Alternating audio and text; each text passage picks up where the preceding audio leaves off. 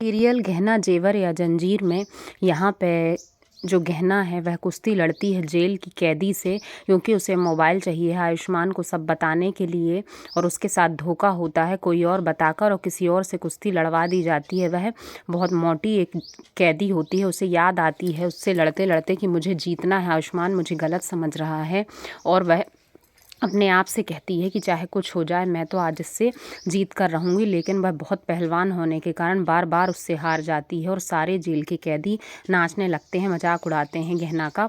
गहना सोचती है अब क्या किया जाए, दिमाग का इस्तेमाल करके ही जीता जा सकता है। उसकी चोटी जोर से खींच देती है और फिर पैर पकड़ के उसे पटक देती है। जब सारे जेल के कैदी सोचते हैं कि अब तो गहना जीत जाएगी और मोबाइल देना पड़ेगा, तो उसके साथ चीटिंग करते हैं और सब उसके पास आ जाते हैं एक साथ और कहते हैं कि हम इसे पकड़ते हैं और तुम इसे मारो। वह फिर से दोबारा पटक देती है उसको और वह नहीं उठ पाती, लेकिन गहना को हराने के लिए सारे कैदी लग जाते हैं, उसे जोर से पकड़ लेते हैं।